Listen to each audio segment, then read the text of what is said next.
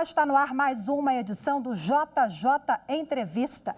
A classificação indicativa completou 30 anos em 2020. São 3 décadas de informação e proteção às crianças e adolescentes. De acordo com dados do Ministério da Justiça e Segurança Pública, houve um aumento de 715% nos pedidos de classificações de filmes e séries em plataformas com assinaturas.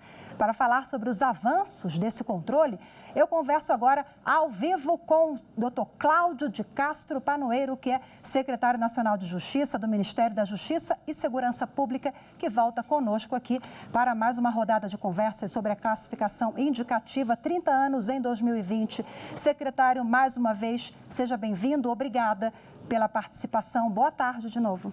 Boa tarde, obrigado a vocês. Bom, eu queria que o senhor fizesse um apanhado histórico da lei que cria a classificação indicativa que compete ao Ministério da Justiça e Segurança Pública. Em que contexto ela foi criada, por quê, como? Pois não. A classificação indicativa, é importante salientar, ela foi uma grande conquista da sociedade brasileira. Ela vem com a Constituição de 1988, que, ao estabelecer esse modelo, ela tinha diante de si 3 opções possíveis para o Estado brasileiro. Em primeiro lugar, o Estado poderia simplesmente adotar um modelo de censura, de restrição total das obras que considerasse eventualmente inapropriadas para determinados segmentos da população.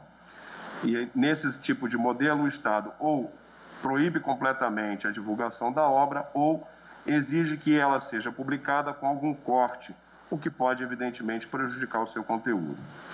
Um segundo modelo seria o de que todas as obras produzidas no mercado brasileiro ou colocadas à disposição no mercado brasileiro, elas fossem veiculadas livremente e o Estado não tivesse qualquer intervenção sobre essa produção, deixando exclusivamente a cargo da sociedade, das famílias, o controle do seu conteúdo.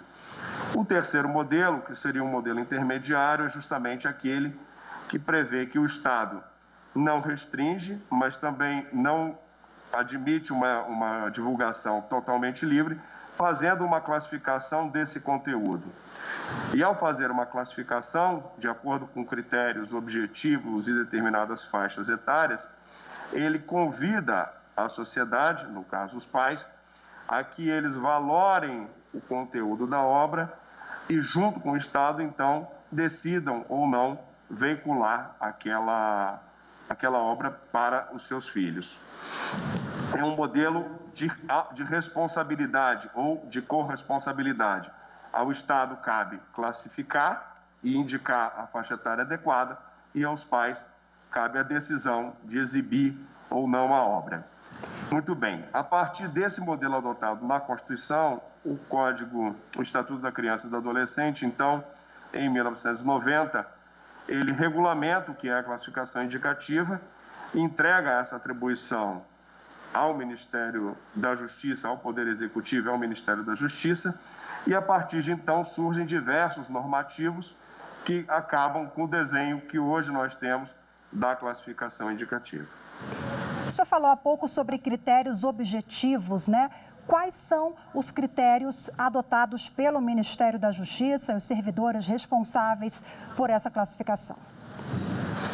Na realidade, são 3 critérios, droga, violência e nudez, examinados a partir de 2 premissas, uma descritiva e uma contextual. Não basta exclusivamente a presença desses 3 elementos na obra de audiovisual para se levar em conta a classificação. É necessário também que se veja o contexto onde ela aparece e a sua interpretação diante do conjunto de toda a obra. Todos esses critérios foram estabelecidos a partir do chamado Guia Prático de Classificação Indicativa. E esse guia procura estabelecer um norte, uma orientação, de forma que a valoração do nosso agente responsável leve em conta, no máximo possível, um critério objetivo de análise e não tendo em conta suas próprias percepções subjetivas, as suas próprias valorações, inclusive ideológicas, em torno desse tema.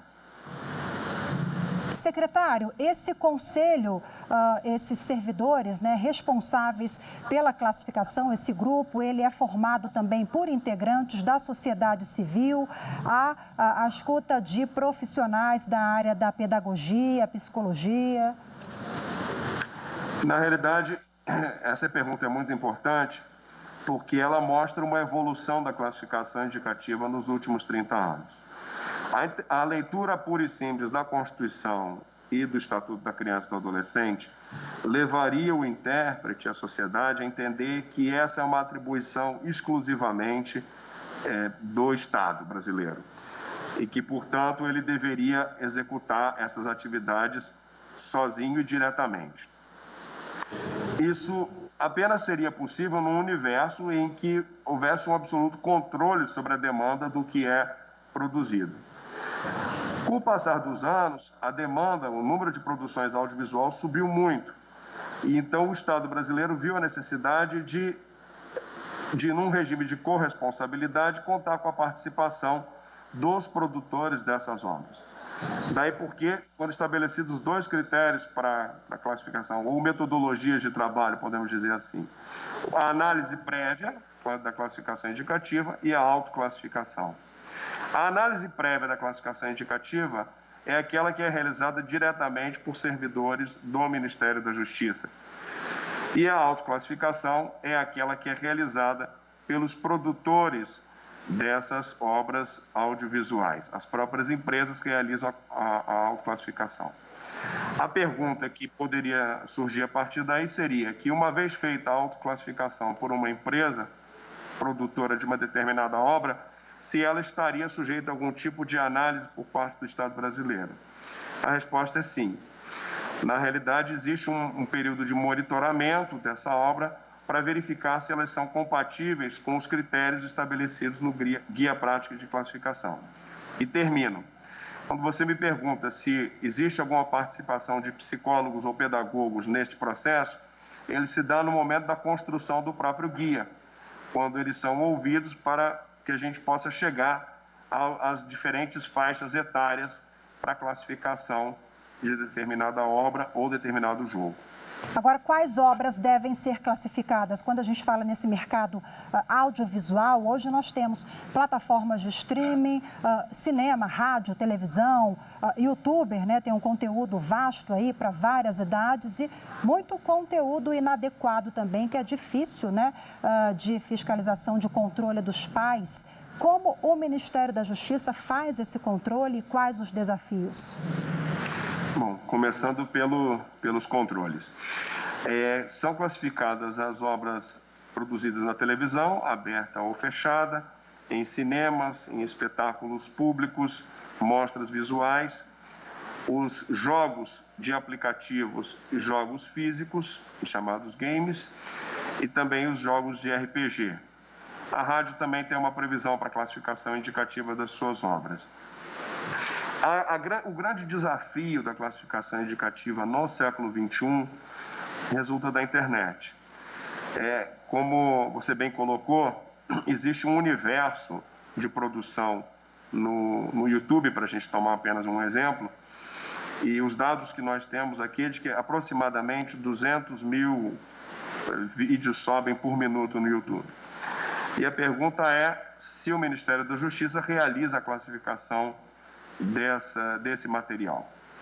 Na realidade, esse é um problema mundial.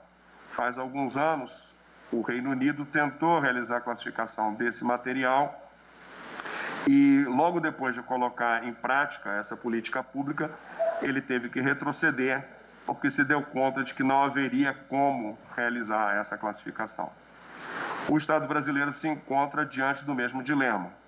As produções que todos os dias vão para o YouTube não conseguem ser classificadas pelo Estado brasileiro diante de uma dificuldade material.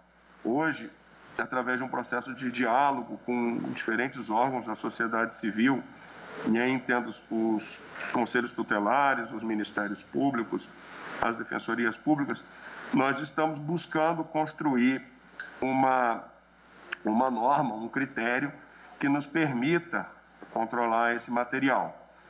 Infelizmente ainda não chegamos, mas acreditamos que o debate com a sociedade vai nos permitir encontrar uma maneira de fazer o controle desse material na internet. Secretário, muitos entendem como censura. Como é que o Ministério avalia esses questionamentos? Isso é fruto de uma interpretação que leva em conta o histórico do próprio Estado brasileiro em relação a essas obras. Na realidade, durante muitos anos, na ditadura, por exemplo, houve muito questionamento em relação ao conteúdo de determinadas obras que foram realmente censuradas. Mas a Constituição de 88, ela procurou mudar esse paradigma.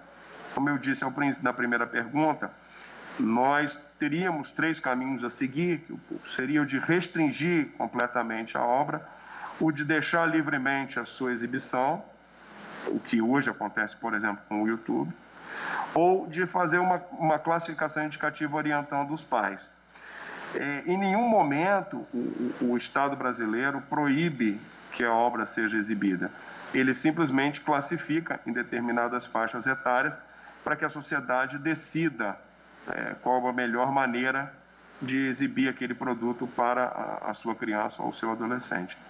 Não é efetivamente censura, porque a obra vai para o mercado, sofre o juízo crítico da sociedade e, sobretudo, o juízo crítico dos pais.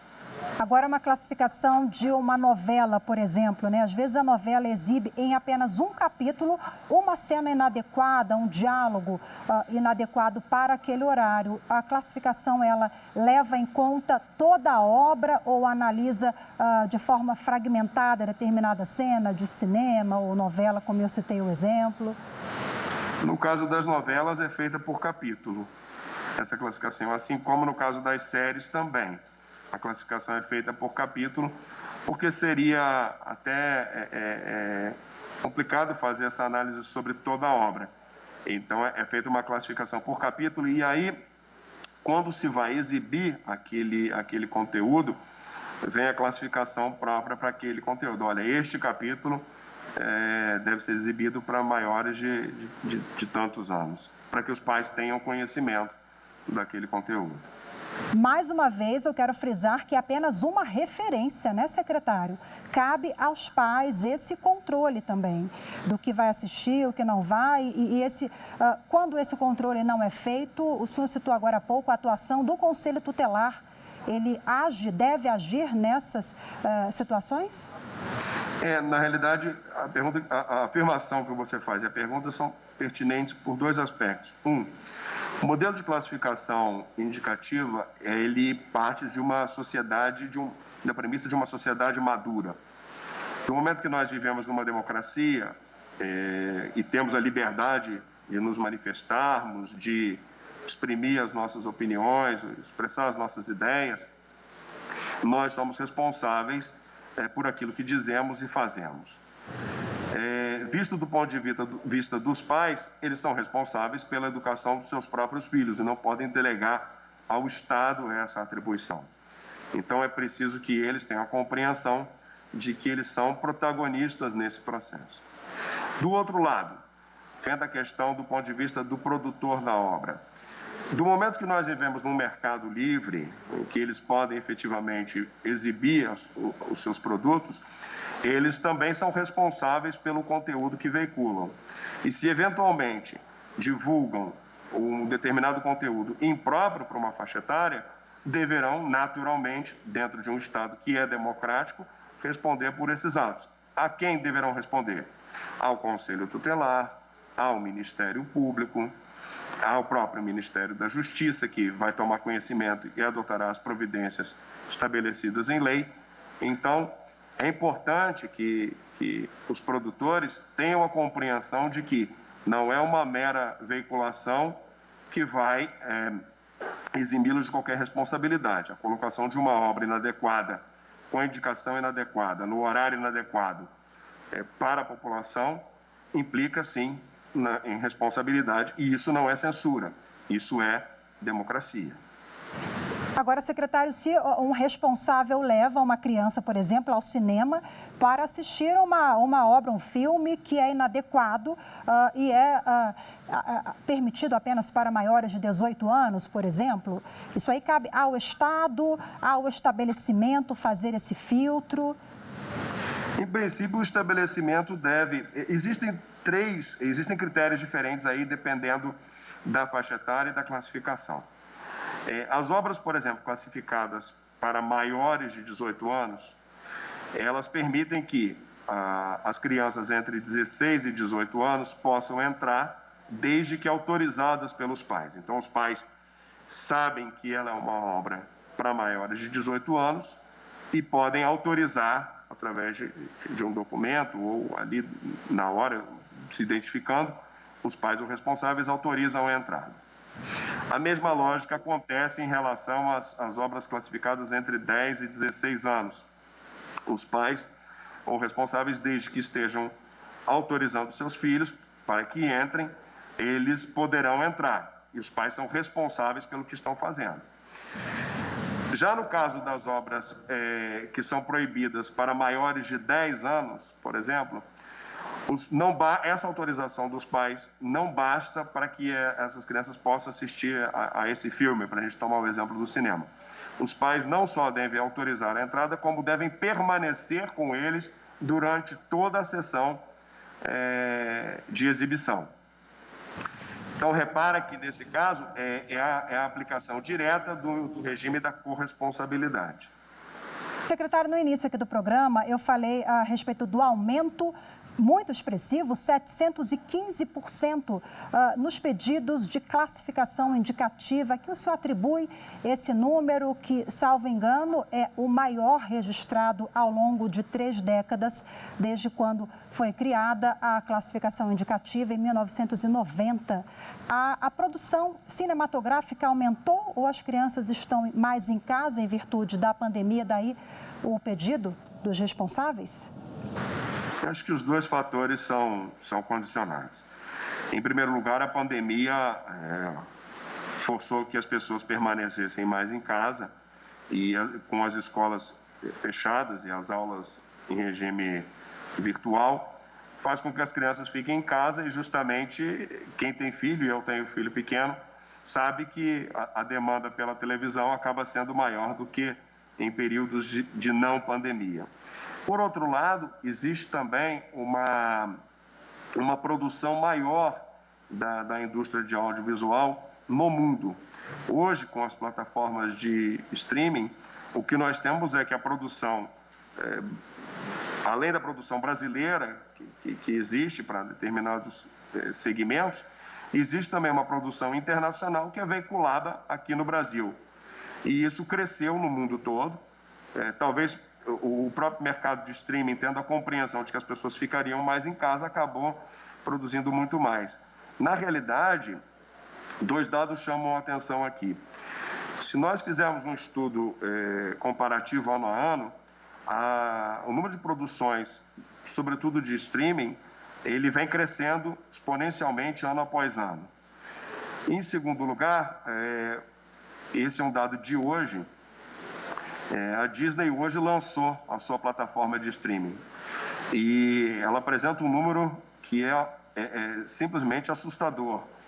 São 73 milhões de assinaturas na primeira semana de veiculação da plataforma. 73 milhões no mundo todo. Eu fiz uma conta rápida pelo valor que eles estão cobrando, eles fizeram um pacote anual de mais ou menos R$ 279 por ano, e transformando isso em reais, multiplicando esses valores, a gente chega a uma conta de mais ou menos 18 bilhões de reais adquiridos apenas na primeira semana. O que demonstra que o mercado de audiovisual percebeu os efeitos da pandemia e está produzindo a pleno vapor e jogando esse material na casa das pessoas. Isso explica os 715% de aumento. E acho que agora, com a entrada da Disney no mercado de streaming, a tendência é que isso suba para o ano que vem.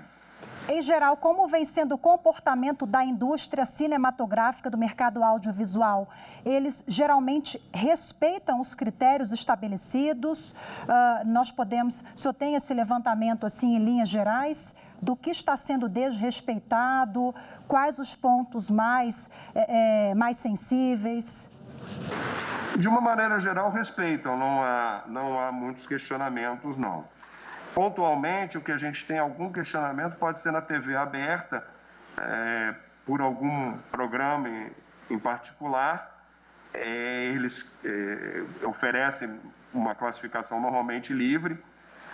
Nós, muitas vezes, não consideramos que aquele produto merece a classificação livre e colocamos na faixa etária que julgamos adequado. Eles fazem, às vezes, os recursos administrativos aqui no Ministério, mas quando ocorre a decisão final, normalmente eles não avançam para a via judicial, não. Tem respeitado essa classificação.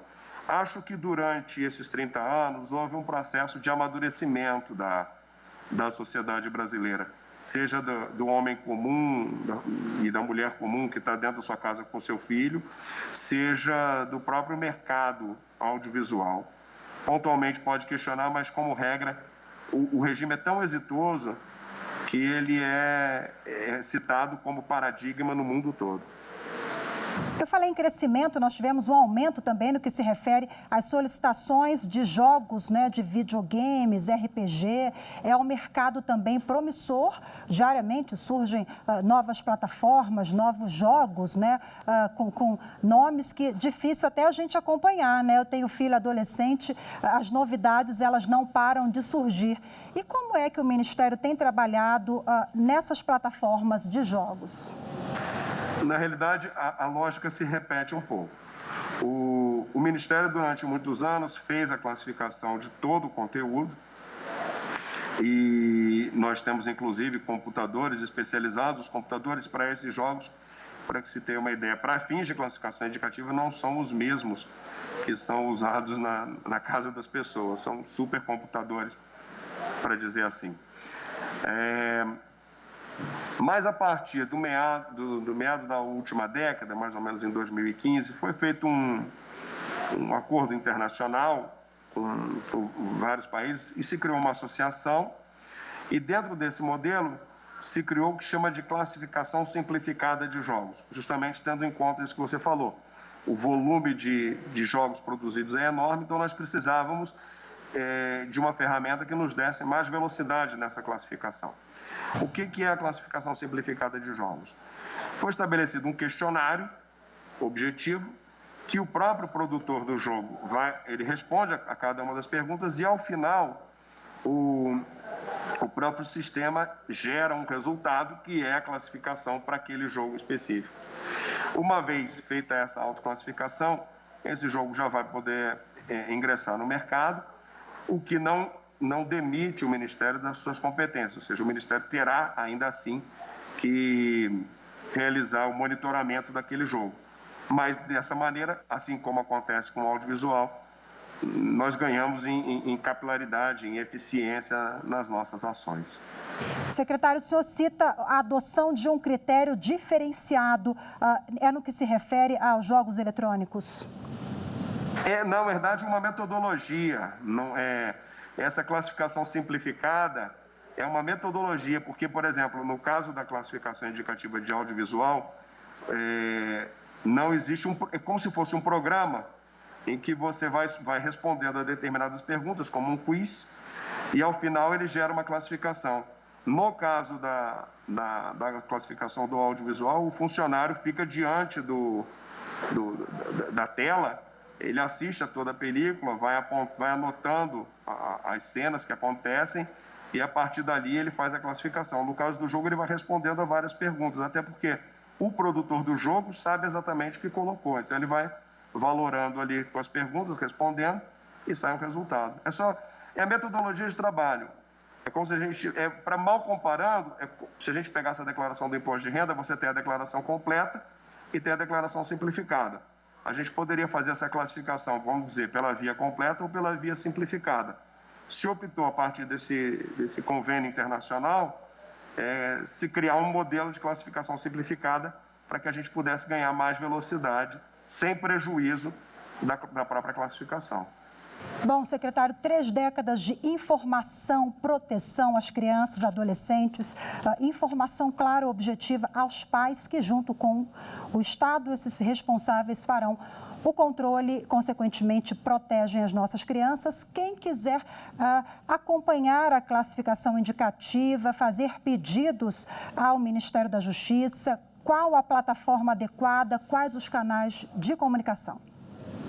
Nós temos a página do Ministério da Justiça, onde existe lá o link para a classificação indicativa e eles podem consultar.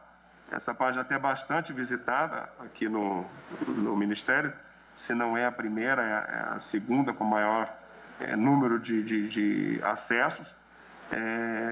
E isso está disponível para toda a sociedade. Qualquer pai, por exemplo, se quer levar o filho para ver um filme, ele pode entrar na página do Ministério e verificar se foi feita a classificação daquela obra e qual a indicação que foi sugerida para a sociedade. Eu já acessei essa página, realmente é fácil, ou você coloca o nome da obra, ou tem a opção também, né, secretário, de preencher ali o nome do autor, ou enfim, a gente consegue fazer a busca por várias, quando não sabe o nome do filme, coloca o nome do autor, é bem dinâmico e didático, né? A opção por várias entradas é justamente tendo em conta isso. Às vezes o pai ou a mãe pode saber o nome do filme, ou às vezes não sabe o nome do filme, mas sabe o nome do autor. Então, as várias portas de consulta são justamente para favorecer esse tipo de pesquisa. Conversei ao vivo com Cláudio de Castro Panoeiro, que é o secretário nacional de Justiça do Ministério da Justiça e Segurança Pública, a quem eu agradeço mais uma vez pela disponibilidade, pelas informações acerca da classificação indicativa, que completa em 2020 3 décadas. Muito obrigada mais uma vez, secretário. Ótima tarde. Muito obrigado a vocês, um bom trabalho. E muito obrigada a você também que acompanhou mais uma edição do Jornal da Justiça Entrevista. Muito obrigada pela sua companhia. Nos vemos na programação da TV Justiça. Tchau, tchau.